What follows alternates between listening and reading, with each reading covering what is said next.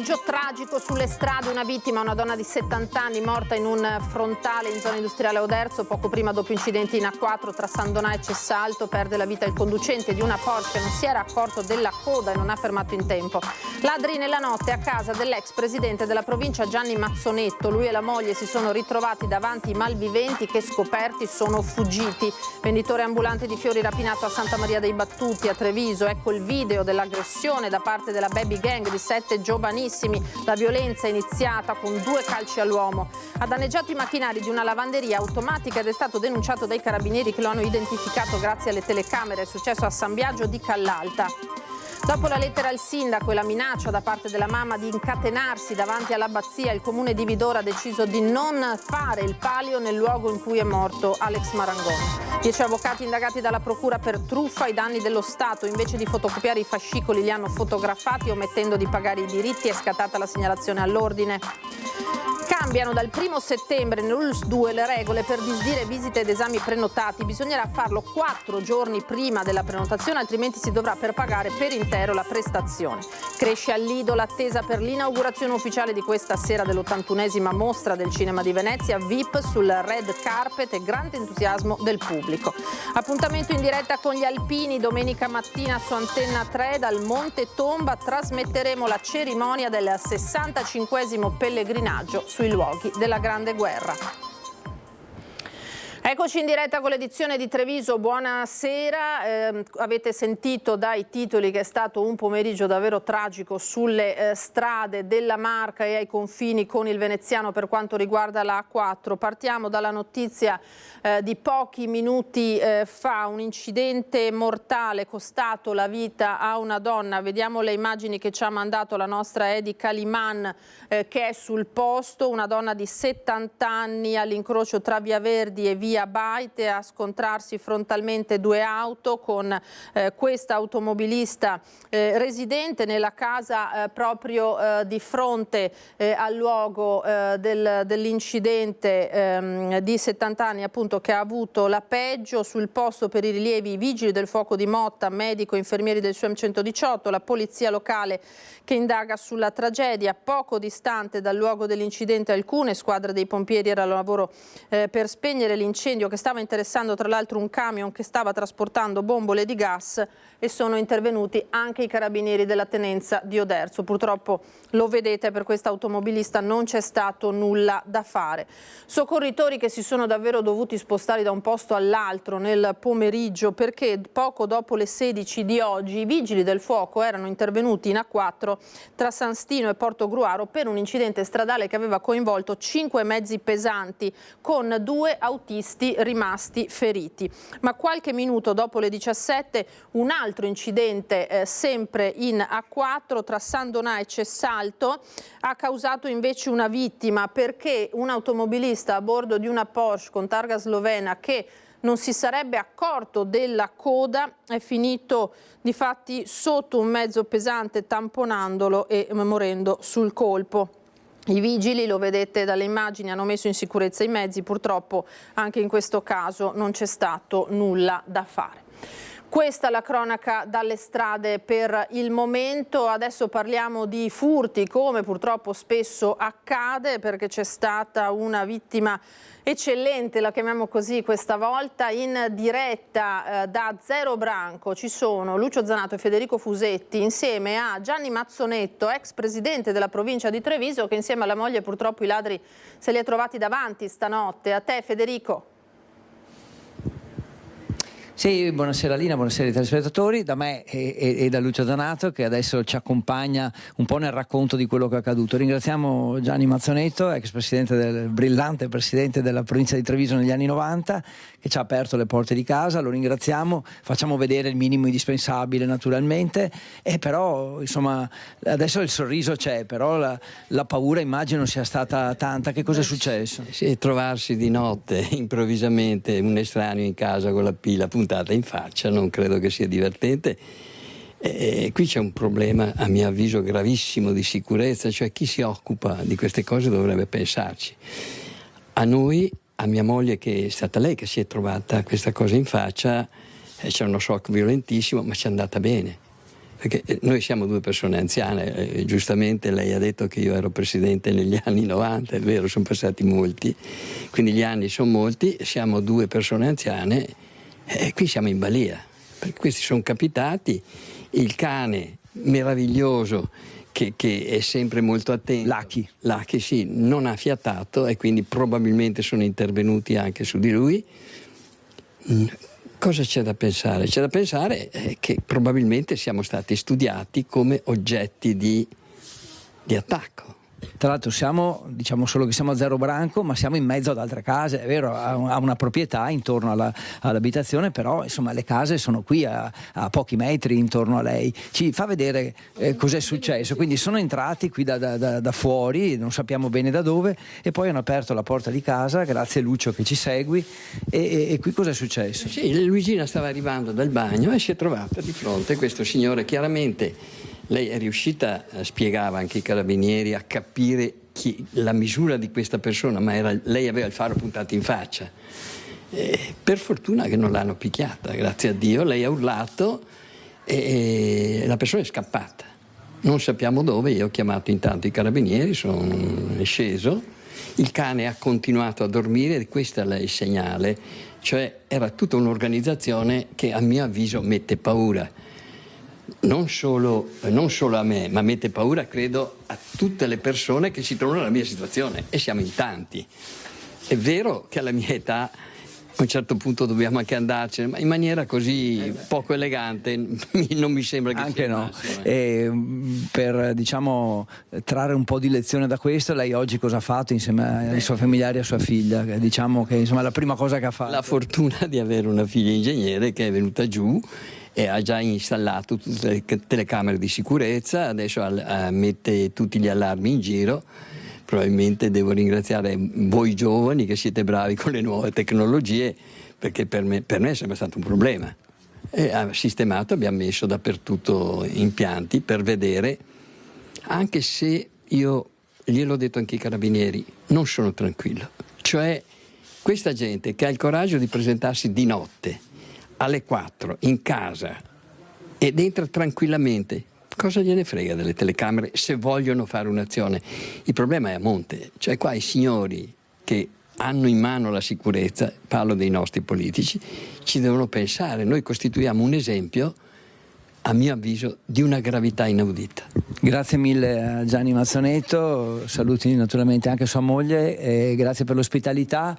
Da me, da Lucio Zanato è tutto, vi restituiamo la linea, Lina. Grazie a Federico Fusetti e Lucio Zanato, grazie naturalmente al ex presidente Mazzonetto per questa testimonianza, l'ennesima purtroppo di malviventi che si intrufolano nelle abitazioni. Adesso andiamo insieme a vedere invece lo sconcertante video dell'aggressione al venditore ambulante di fiori rapinato nei giorni scorsi da una banda di ragazzini a Santa Maria dei Battuti. Il via alla violenza parte da una ragazza che sferra all'uomo 2 calci. Ecco il video dell'aggressione al venditore di rose picchiato e derubato dalla Baby Gang nella bottega 24 di piazza Santa Maria dei Battuti la notte di domenica 18 agosto. L'audio non si sente, ma le immagini in questo caso parlano molto di più delle stesse parole. I 7 giovani, 4 maschi e 3 ragazzine, dai 15 ai 18 anni, se la prendono con l'ambulante. C'è un'accesa discussione, ma a dare il via al pestaggio vero e proprio è una delle ragazze che gli sferra un primo calcio e poi un secondo più violento quando l'uomo è a terra. Dopo spunta pure un coltello con il quale il bengalese viene costretto a consegnare il denaro che ha con sé, 150 euro. Pare che uno dei bulli voglia fermare l'amico, ma alla fine i ragazzi se la ridono come se nulla fosse accaduto. In mano tengono le rose rubate al venditore, uno mette in bocca qualcosa. Cosa? Non si sa. I 7 sono stati identificati dalla polizia e denunciati per rapina aggravata in concorso. Arrabbiato e amareggiato il titolare del negozio. Arrabbiato e anche deluso, rassegnato, ecco, diciamo, più che deluso, rassegnato, perché anche se abbiamo le telecamere li troviamo in fragrante, dopo alla fine non vengono mai sanzionati. a dovere come dovrebbero. Vandalismi e danneggiamenti sono all'ordine del giorno, racconta, ma un episodio così grave è la prima volta che accade, tanto che comincia a pensare di chiudere anche questo punto vendita dopo quello di Via Manin. E quello è il periodo degli europei, quando l'Italia ha vinto gli europei, ho dovuto chiuderlo definitivamente perché mi hanno divelto le macchine completamente, tutte e tre. Il timore è che nonostante siano stati individuati ed ora debbano rispondere di quanto fatto per vendicarsi, i ragazzi tornino e facciano ancor peggio. Magari per i picca questi ragazzi prendano di mira il negozio, vediamo, stiamo a vedere, altrimenti sono costretto a chiuderlo, anche se era un servizio che davo alla cittadinanza di Treviso, anche abbastanza importante, perché all'interno abbiamo anche un accordo con Latte Soligo, dove portiamo il latte fresco tutti i giorni, anche per le signore, per le mamme che magari si dimenticavano di comprarlo al supermercato. Insomma è un punto di riferimento anche per le forze dell'ordine, che durante la notte trovano un posto dove bere un caffè dignitoso. E dunque fenomeno delle baby gang e genitori che non sanno più cosa fare con i figli protagonisti di episodi di violenza o vandalismi. Gli strumenti per aiutare le famiglie già ci sono, ha commentato il sindaco Conte. Per il presidente del CEIS di Treviso invece serve uno sforzo collettivo che unisca famiglie, scuola, parrocchie e mondo dello sport per intercettare il disagio e aiutare i ragazzi. Identificati e denunciati, i ragazzi protagonisti dell'aggressione all'ambulante di Fiori dovranno ora rispondere dell'accaduto. Alcuni dei genitori, come già successo in altri casi di cronaca che hanno visto protagonisti giovanissimi, hanno detto alle forze dell'ordine di non sapere più cosa fare con questi figli che hanno preso una brutta strada, ed è l'intera società di interrogarsi. L'appello che faccio ai genitori è quello di porsi la domanda se i propri figli sono in ambienti sicuri, stanno facendo sport, cultura, volontariato, o magari sono in giro per la città a bighellonare, e se sono in città con chi sono e cosa stanno facendo. Cioè non diamo per scontato che i nostri figli siano esenti da certi tipi di comportamenti, perché poi succede esattamente quello che abbiamo visto e letto oggi, cioè genitori che cadono dalle nuvole e genitori che sprofondano nella disperazione perché incapaci di gestire questo problema legato al disagio dei propri figli. Se serve aiuto alle famiglie, continua il sindaco, gli strumenti ci sono. Rivolgersi ai servizi sociali o alle associazioni di volontariato, perché ci sono gli strumenti per affrontare questo tipo di problemi, però bisogna far venire a galla il problema prima che lo facciano le forze dell'ordine. Serve investire a lunga scadenza e fare uno sforzo collettivo che coinvolga privato, sociale e pubblico, rimarca Luca Sartorato, presidente del CEIS di Treviso. Servono due grandi macro aree. La prima è l'area di prevenzione e di informazione, e che quindi questo può essere fatto nelle scuole, può essere fatto nei gruppi sportivi. Molti giovani frequentano lo sport e che quindi potrebbero essere interessati da questo scopo. Dall'altra parte va fatta anche un'azione di sostegno e di educazione alla responsabilità. Se un gruppo di giovani crea una situazione di danno, come dice il presidente, nostro governatore, qualcuno deve insegnare ai giovani il concetto di responsabilità. Ha danneggiato i macchinari di una lavanderia automatica ed è stato denunciato dai carabinieri che lo hanno identificato grazie alle telecamere. Parliamo di un altro giovane, 26 anni in questo caso, è successo a San Biagio. Accecato dalla rabbia, ha preso a calci e pugni la gettoniera della lavanderia Self Service, facendo danni per almeno 3.000 euro. È accaduto in piazza da Pra, a San Biagio di Callalta, all'interno di una lavanderia automatica. Una violenza gratuita e senza motivo che si è trasformata in una denuncia per danneggiamento, dopo che il titolare ha raccontato l'accaduto ai carabinieri, che grazie alle immagini di videosorveglianza hanno identificato l'uomo. È un episodio che rattrista la comunità di San Biagio di Callalta. Si tratta pur sempre di un fenomeno isolato e circoscritto. Il cittadino non è residente nel comune di San Biagio di Callalta, ma si trovava nel nostro territorio appunto di passaggio. Ci tengo a ringraziare le forze dell'ordine, in particolare il comando dei carabinieri di San Biagio di Callalta, che in modo tempestivo ed efficace sono riusciti a individuare da subito il colpevole. Ma colpisce ancora di più il fatto che si tratti di un giovane di soli 26 anni, di origini campane. Si trovava temporaneamente in trasferta nella Marca per motivi di lavoro. È chiaro che questi episodi di ira, soprattutto in età giovane, sono sempre più frequenti e pongono noi amministratori in una posizione di riflessione per cercare delle politiche che siano all'avanguardia verso i giovani. Con i carabinieri il giovane si sarebbe giustificato dicendo che la macchina non gli aveva restituito il resto e così è scattata la violenza. Torniamo a parlare della morte di Giulia Mauri in Viale della Repubblica. Sindrome da svenimenti improvvisi potrebbe soffrirne il giovane autista che ha travolto e ucciso il 3 giugno la 38enne. La procura disporrà un incidente probatorio per verificare questa ipotesi. Mentre proseguono gli accertamenti sul telefono cellulare dell'investitore per capire se negli istanti in cui il furgone sbandava e travolgeva Giulia Mauri lungo la pista ciclabile di Viale della Repubblica, l'autista fosse intento a una conversazione o a leggere o scrivere messaggi, la Procura di Treviso ha deciso di disporre sul giovane conducente, un 24enne, un esame medico sotto forma di incidente probatorio. C'è il sospetto che il ragazzo sia affetto da una sindrome che causa svenimenti improvvisi e questo potrebbe spiegare la sbandata e l'invasione della pista ciclabile che Giulia, 38 anni, stava percorrendo in bicicletta per andare a pranzare dai genitori. Nel caso l'ipotesi fosse confermata ed emergesse che il giovane era a conoscenza di questa patologia, la sua posizione si aggraverebbe con la formulazione, oltre all'omicidio stradale, di falso in atto pubblico per non aver dichiarato lo stato di salute al momento della visita per il rilascio della patente. La morte del 25enne Alex Marangon dopo una lettera al sindaco di Vidore e la minaccia da parte della mamma di incatenarsi davanti all'abbazia, il comune ha deciso di non svolgere il palio nel luogo in cui è morto il ragazzo. L'amministrazione comunale di Vidor ha concordato con gli organizzatori del palio, la Prolocola Vidorese e il Parico che la manifestazione 26esimo Palio Assalto al Castello in programma 7-8 settembre 2024 si terrà in piazza Zadra, via Piave, fronte al municipio, quindi in piazza di Vidor. E quindi non coinvolgeremo il territorio, l'abbazia e il territorio dell'abbazia.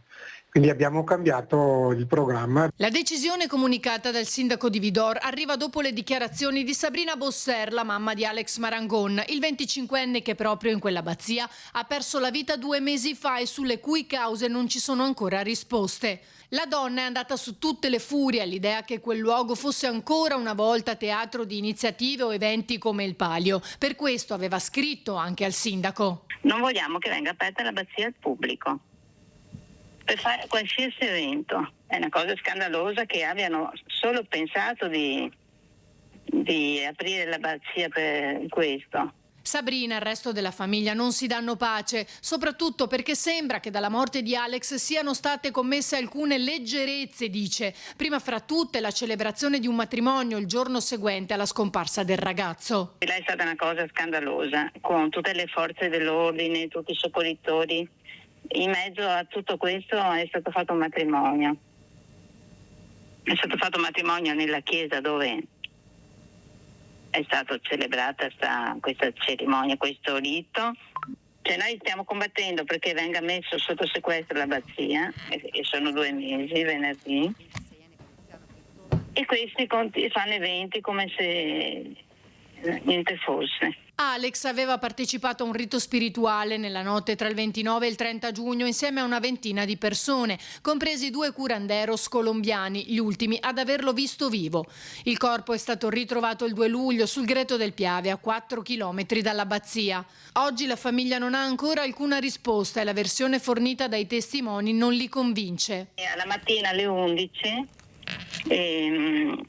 avevano già sistemato tutto quanto dentro la chiesa e abbiamo le prove, abbiamo delle foto e quindi siamo sicuri che là è stato spostato tutto. Intanto dalla procura è emerso che la traccia di sangue trovata nell'auto di Alex risulterebbe scarsamente rilevante. In settimana dovrebbe arrivare l'esito dell'esame tossicologico sul corpo del ragazzo. Cambiamo tema. Ha pubblicato online l'offerta in affitto del suo appartamento nel centro storico di Treviso, intascando da 3 donne 5.500 euro, sparendo poi nel nulla. Un 54enne di origini napoletane è stato denunciato dai carabinieri per truffa. Vittime 3 giovani donne straniere, una 29enne dello Sri Lanka, un'equadoregna di 32 anni e una moldava di 27, che andavano in cerca di una casa in affitto, merce sempre più rara di questi tempi di grave emergenza abitativa anche per il capoluogo della Marca. L'uomo ha approfittato della situazione, fingendo di affittare l'alloggio, chiedendo il versamento sul proprio conto della caparra richiesta e poi sparendo. Dalle denunce presentate dalle vittime sono scaturite le indagini e la successiva identificazione e segnalazione all'autorità giudiziaria. Andiamo in via Cesare Battisti a Treviso, conto alla rovescia per l'annunciato taglio dei pini marittimi. C'è stato un blitz ambientalista contro l'abbattimento degli alberi, pochi giorni dunque al giorno fatidico, insomma anche contestato, lo sappiamo. Vediamo. Si avvicina il fatidico giorno del contestato taglio definitivo dei pini marittimi di viale Cesare Battisti, mentre invece montano le polemiche e le proteste. Nella notte il blitz ambientalista contro l'abbattimento degli alberi. Settembre 2024, genocidio ambientale. È con questi cartelli shock affissi su tronchi e panchine del viale che i cittadini si sono svegliati. Il blitz infatti nella notte. Le proteste io le capisco, ci sono sempre state, ci possono stare. Sono alberi molto belli, però ricordo che la maggior parte di questi pini marittimi sono in classe D.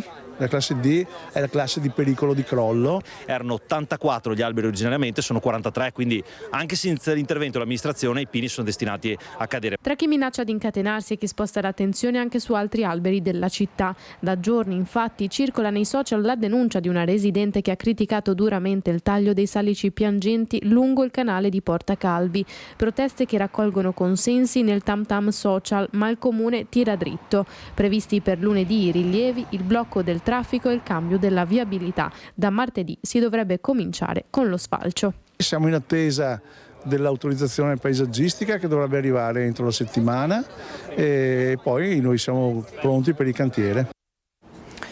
Il caso invece dell'oasi naturalistica a Volpago del Montello, l'ente Gioia per la protezione degli animali ha denunciato i cacciatori che si starebbero opponendo all'istituzione dell'area protetta. Ho depositato un'interrogazione alla Giunta regionale nella quale chiedo esattamente di vagliare ogni diniego, perché si tratta di atti nulli, non validi, che sono stati estorti con l'inganno. Arriverà in Consiglio regionale il caso della contestata oasi naturalistica nella zona di Volpago del Montello, che dovrebbe comprendere al suo interno anche l'ente Gioia, ma sono partite anche le denunce ai carabinieri. La richiesta che l'area diventi zona protetta è stata voluta a protezione dell'ente che si occupa dell'accudimento di animali di persone in difficoltà ed è stata sottoscritta da 5.000 cittadini. L'istituzione di queste aree prevede però che i proprietari dei terreni possano opporsi, come sta accadendo a Volpago. Noi abbiamo potuto sporgere denuncia sulla base di alcune testimonianze. Queste testimonianze sono state messe per iscritto di fronte a un legale, testimonianze degli imbrogliati, dei proprietari terrieri a cui è stata estorta la firma con l'imbroglio, la firma per abrogare l'oasi in modo che non venga formalizzata, e loro hanno fatto i nomi e i cognomi perché conoscevano le persone che sono andati da loro. Questo è stato il piano. Gli hanno detto: guardate che se non firmerete questa formalizzazione dell'oasi porterà a che voi non possiate più raccogliere i funghi, il terreno verrà deprezzato della metà, in un caso la regione vi espropierà questo terreno, non potrai più piantare le patate, eccetera eccetera eccetera. Questo trucchetto, questa mossa da parte di alcuni cacciatori di estorcere questi dinieghi da parte di ignari proprietari è un'operazione squallida che naturalmente va fermata. La denominazione di oasi servirebbe alla zona del Montello, già sottoposta a tutela, per aggiungere un vincolo ulteriore al divieto di caccia, attività molto praticata nel territorio e che sta creando non pochi problemi all'ente Gioia, che ha deciso di intraprendere le vie legali. Dobbiamo abituarci a dire che tutto il territorio dovrebbe essere protetto e solo qualche piccola area dovrebbe essere concessa ai cacciatori, non viceversa come accade oggi. Fascicoli fotografati con lo smartphone invece che fotocopiati, prassi quest'ultima che comprende anche il pagamento dei diritti previsti dalla legge. 10 avvocati trevigiani risultano indagati dalla Procura della Repubblica per truffa aggravata ai danni dello Stato ed è stata confermata questa notizia dal procuratore capo Marco Martani. Per consultare i fascicoli penali proprio negli uffici della Procura gli avvocati possono da sempre fotocopiarli pagando la carta e anche i diritti. Nei casi in questione si sarebbe aggirato l'obbligo, al di là del reato i 10 legali rischiano ora una segnalazione all'ordine degli avvocati con relativa sanzione disciplinare. Cambiamo argomento, andiamo a Mansuè perché questa mattina nella chiesa parrocchiale si sono svolti i funerali di Alessandro Sarri, il funzionario dell'ufficio bilancio e tributi del comune di Vittorio Veneto, morto domenica dopo 15 giorni dal malore che lo aveva colpito. Tanti i sindaci ma anche i semplici cittadini presenti alle esequie. Non è facile accettare che in maniera inattesa una vita si spenga a 50 anni, una vita ricca di potenzialità che il nostro fratello aveva manifestato e avrebbe continuato ad offrire. Ha interpretato così il parroco di Mansuè i sentimenti della comunità che si è stretta attorno a mamma Elsa, sorella Scilla, i nipoti Mattia e Davide per la scomparsa di Alessandro Sarri, il funzionario del comune di Vittorio Veneto colpito una quindicina di giorni fa da un malore che non gli ha dato scampo mentre stava partecipando ad un giro in bicicletta con gli amici lungo le strade del vicino Friuli. Amici molti dei quali erano presenti alle sue esequie anche con un proprio ricordo. Dalle testimonianze ricevute dai familiari come pure dagli amici, colleghi di lavoro, membri di un'associazione, posso affermare che il nostro caro Alessandro ha donato a tanti fratelli e sorelle quell'amore che lui ha ricevuto. L'amore con cui si è sentito amato, i doni e le doti che ha ricevuto nella sua vita, tutto lui lo ha donato agli altri, prodigandosi per il bene suo e degli altri. Si è impegnato nel suo lavoro, ha svolto presso vari comuni e si è messo a disposizione anche come volontario, visto messaggi del proloco di Mansuè, qui vedo i labari dei donatori di sangue. E proprio per ricordare il suo impegno nei comuni dove ha prestato servizio, tanti sindaci hanno voluto presenziare alla cerimonia. In particolare Vittorio Veneto, dove oltre al sindaco Baliane e l'assessore al bilancio c'erano anche l'ex primo cittadino Antonio Miatto, che aveva assunto Sarri nel 2023 dopo un regolare concorso, e Tony Darè, con il quale da tempo c'era un rapporto di conoscenza e stima, come con tutti coloro con i quali Alessandro condivideva lavoro e progetti. Molti hanno affidato ai social l'ultimo saluto ripreso nell'omelia dal parroco. Ci siamo conosciuti poco tempo fa, ma fin da subito ci siamo capiti e abbiamo passato gli ultimi 8 mesi fianco a fianco con Alessia per dare nuova linfa e nuove idee al nostro centro studi. E sì, perché già dal primo giorno in cui accettasti la proposta di collaborare con noi ci hai messo l'anima e lo stavi radicalmente cambiando, proprio come avevamo condiviso tutti insieme. Una scomparsa prematura che lascia un grande vuoto in famiglia ma anche nelle istituzioni dove Alessandro Sarri lavorava. A loro il celebrante ha voluto lasciare al termine la riflessione di Sant'Agostino. Non piangere se veramente mi ami. Ora una notizia di servizio, fate bene attenzione perché dal 1° settembre cambieranno nell'ULSS 2 le regole per disdire visite ed esami prenotati. Visite ed esami prenotati nelle strutture dell'ULSS 2 cambiano dal 1° settembre i tempi di disdetta. Se si è costretti ad annullare una prenotazione, dall'inizio del prossimo mese la disdetta dovrà essere effettuata con un preavviso di almeno 4 giorni lavorativi dalla data fissata per l'appuntamento, pena il pagamento dell'intera prestazione anche se esenti. Finora il preavviso era di 72 ore, i giorni dunque passano da 3 a 4, un cambiamento che consentirà all'azienda sanitaria sanitaria di offrire un servizio più efficiente agli utenti, visto che una visita disdetta con maggiore anticipo consente di assegnare con maggior preavviso il posto rimasto libero ad un altro paziente in lista d'attesa, ma comporta anche maggiore attenzione da parte degli utenti. Importante ricordare che per giorni lavorativi si intendono i giorni dal lunedì al venerdì, esclusi sabato, domenica e festivi. Se ad esempio la visita è prenotata per un lunedì, la disdetta andrà effettuata entro il martedì precedente. Per le prenotazioni effettuate in data antecedente al 1° settembre resta in vigore la vecchia regola delle 72 ore. Adesso ci fermiamo per qualche istante, torneremo tra pochissimo in diretta dal Lido di Venezia per l'attesa dell'inaugurazione della Mostra del Cinema.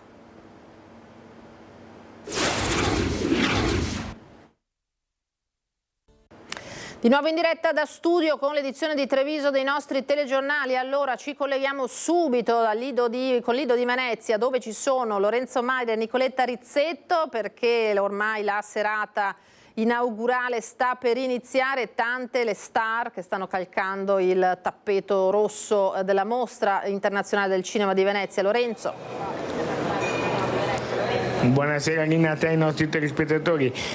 Sì, è in corso la proiezione del film, in realtà.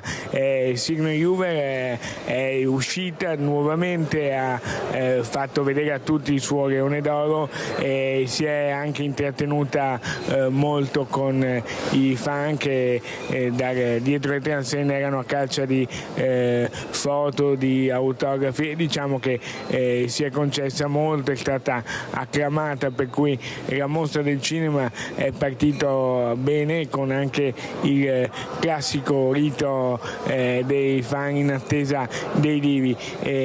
Davvero è un punto di svolta, perché gli inviati alla mostra ricordavano come qualche anno fa, per la pandemia, venne organizzata la mostra, unico evento al mondo internazionale ad essere fatta, ma con quel famosissimo triste muro che non consentiva ai fan, per le ragioni di assembramenti, di poter sostare e vedere i divi. Questa è un'immagine ormai passata e la mostra di oggi si annuncia sempre più brillante e sempre più ricca di divi e di star che da domani continueranno a calcare il tappeto rosso e andranno a caccia del blasonato e conosciuto in tutto il mondo Leone d'Oro.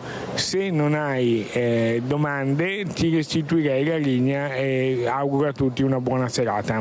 Grazie, buon lavoro Lorenzo Maier, Nicoletta Rizzetto dalla Mostra del Cinema di Venezia, che seguiremo naturalmente costantemente in questi giorni. Di tutt'altro evento parliamo adesso, perché le Frecce Tricolori faranno tappa il 12 settembre alla base di Strana del 51esimo stormo dell'aeronautica di Strana, di rientro dal Nord America a conclusione del tour oltreoceano riproposto dopo 30 anni. Alla base dunque del 51esimo è trapelata la notizia che dovrebbe essere presente anche il Presidente della Repubblica Sergio Mattarella per questo evento, notizia che però per ora non è stata ancora né smentita né confermata. Si attende l'eventuale ufficialità da parte del Quirinale per questo avvenimento. Adesso andiamo invece al centro anziani Mantegna di Campodarsego, dove si è brindato, una giornata particolare anche questa, i 101 anni della signora Lucia, trevigiana di nascita. Un mazzo di fiori bianchi e rose rosse per festeggiare un compleanno davvero speciale per la signora Lucia, che ha compiuto 101 anni. Lucia Graziana, nata a Nervesa della Battaglia il 28 agosto del 1923, è una delle ospiti del centro servizi anziani Mantegna di Campodarsego. Sposata con Gino Ballotto, ha vissuto a Campo San Piero e ha avuto 2 figli, Franco e Patrizia, che hanno festeggiato il compleanno con la mamma.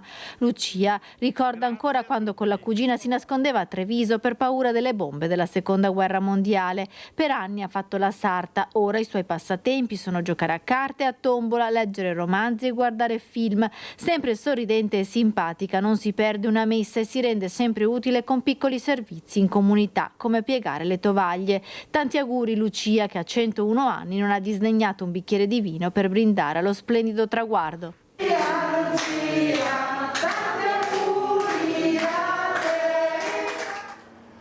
E appuntamento in diretta invece con gli alpini domenica mattina a partire dalle 9:30 su Antenna 3. Dal Monte Tomba trasmetteremo la cerimonia del 65° pellegrinaggio tra i luoghi della Grande Guerra.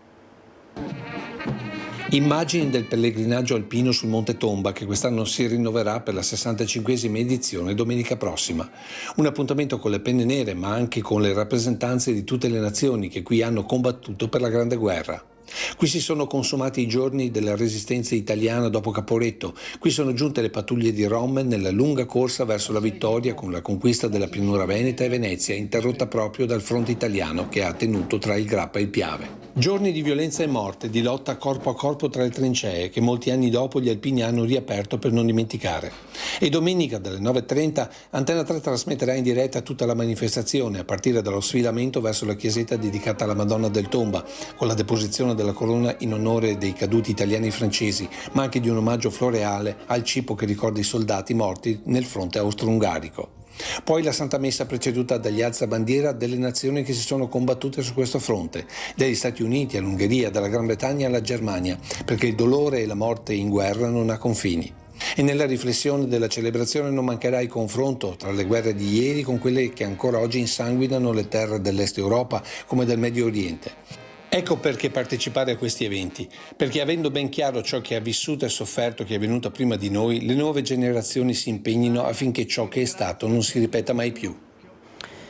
Domenica sarà una giornata di dirette dal territorio, perché ricordatevi anche che vivremo insieme tutte le emozioni del Palio del Vecchio Mercato di Montebelluna a partire dalle 13:30, aspettando il palio a seguire la gara che entrerà nel vivo con la sfida delle 11 contrade, trainando i carri. Appuntamento dunque domenica dalle 13:30 per vivere la storia e la tradizione dei montebellunesi. E ora le notizie dal Bellunese.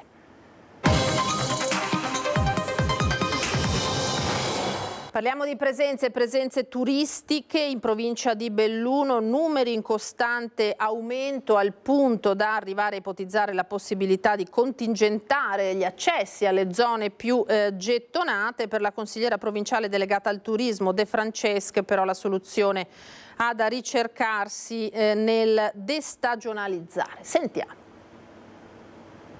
Estate da record sulle Dolomiti. Con settembre ormai alle porte si cominciano a tracciare i bilanci dei mesi clou per la stagione turistica delle località montane del Bellunese, che dai primi riscontri confermerebbero un trend di presenze in costante aumento. Più di 500.000 all'anno gli stranieri, per una permanenza media di circa 3 giorni, mentre si supera la soglia dei 6 zeri se si considerano anche i connazionali. Da quello che abbiamo potuto vedere, dal sentiment degli albergatori, ma anche degli operatori del turismo, direi un ottimo Ferragosto, una grandissima affluenza, un ritorno anche di molti stranieri dopo il Covid, e quindi non può che essere un grande slancio anche per il futuro. Le Dolomiti sono sempre molto apprezzate, ma devo dire in generale tutta la provincia di Belluno ha un forte appeal. Un vero e proprio turismo di massa che in alcuni casi, specialmente nelle località più gettonate, comincia a destare serie preoccupazioni per la congestione di una montagna che molto ha da offrire, ma che manca della struttura organizzativa per gestire milioni di accessi. Su questo tema la sfida in generale è quella di riuscire a destagionalizzare ovviamente il turismo, e su questo la provincia di Belluno può puntare a un turismo di tutto l'anno, puntare molto sulla primavera e l'autunno, con grandi possibilità come appunto le passeggiate, ma anche gli sport e anche, non da ultimo, quello che è la nostra cultura. Certo è che il dibattito è acceso. Nei giorni scorsi la richiesta da parte di alcuni gruppi ambientalisti di fare dietrofront rispetto al riconoscimento del marchio patrimonio UNESCO delle Dolomiti, collegato all'accesso indiscriminato di frotte e di turisti, ha sortito l'effetto di attenzionare la problematica a livello politico. Il presidente della Regione Veneto Luca Zaia ha parlato di app per contingentare gli accessi. Alla stregua di quanto fatto a Venezia, si è ipotizzato di introdurre dei ticket, si vedrà. La provincia di Belluno rimane cauta in merito. È plausibile immaginare numeri chiusi in montagna? Su questo è difficile fare delle previsioni e quindi valuteremo anche in base a quello che sarà l'andamento futuro. Al momento diciamo che non ci sono, mi sembrano, protocolli sul punto. Se ci fosse invece la possibilità di pagare un ticket all'ingresso? Anche su questo valuteremo con tutti gli operatori del settore.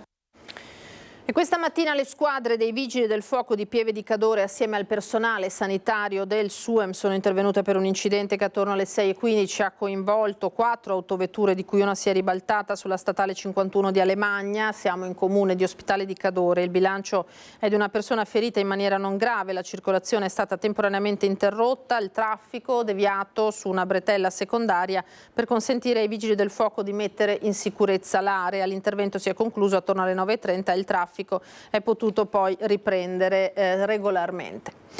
Prosegue l'iter del progetto di rifacimento dello stadio polisportivo di Belluno, approvato infatti in giunta il progetto esecutivo, ora si attende l'aggiudicazione dei lavori. Abbiamo approvato in giunta il progetto esecutivo del nuovo stadio polisportivo di Belluno. 10 milioni di euro il valore dell'intervento che darà nuova vita allo stadio di Belluno che si affaccia su Piazzale della Resistenza. Quasi 4 milioni ottenuti dalla precedente amministrazione arrivano dal PNRR, i restanti 5,6 dal Fondo Opere Indifferibili del governo. Il cantiere sarà avviato entro tempi brevi una volta completato l'appalto con una gara europea. È un'opera importantissima per Belluno perché andrà a dare sicuramente un'impronta diversa a quello che è il nostro polisportivo, quindi più spazi per le associazioni, per lo sport, sia per il calcio che per l'atletica e anche altri sport, ma soprattutto anche la possibilità di organizzare eventi sia culturali che sportivi. La riqualificazione e ammodernamento della struttura comprenderà diversi interventi. Saranno completamente demolite e ricostruite le tribune, aumentando la capienza a 2000 posti e adeguandole ai parametri di risposta agli eventi sismici. La principale, quella a lato piazzale, potrà accogliere 1500 spettatori e includerà uffici, spogliatoi, sale polifunzionale e fisioterapica, ma anche shop, biglietteria, sala stampa e locale primo soccorso. La seconda, realizzata in metallo smontabile sul lato opposto, sarà posizionata sotto all'attuale copertura che verrà mantenuta. All'esterno sarà poi ridefinita l'area del parcheggio, mantenendo pressoché inalterato il numero dei posteggi e creata una zona pedonale lastricata più verde e accogliente, con alberi e illuminazione pubblica. Saranno infine elevati gli standard di efficienza energetica grazie ad impianti per il recupero del calore e all'utilizzo di fonti energetiche rinnovabili, per una struttura che dall'autunno del 2025 potrebbe già essere teatro di eventi sportivi di alto livello. Un'ultima notizia prima di chiudere, perché sono stati fissati i funerali di Tidiane Banci. Lo vedete, il 18enne morto nei giorni scorsi lungo la Pontebana travolto da un'auto. Era stata data la disponibilità del comune di Ponzano Veneto a ospitare la salma, il feretro del ragazzo nei propri cimiteri, ma la famiglia ha valutato di far deporre il feretro in un camposanto dedicato alla professione di fede della famiglia. Quindi, per soddisfare questa esigenza, è stata accolta l'offerta del comune di Treviso di accogliere appunto nel cimitero maggiore della città il 18enne. Dunque, lo vedete, l'ultimo saluto a Tidiane sarà dato sabato mattina alle 10:45 nel cimitero di San Lazzaro, dove appunto arriverà dal Cafoncello di Treviso, dall'obitorio. L'annuncio è stato dato anche dal sindaco di Ponzano Antonello Baseggio, in accordo con quello di Treviso Mario Conte. Era l'ultima notizia per questa sera. Io vi ringrazio per essere stati con noi come sempre e vi auguro una buona serata. Arrivederci.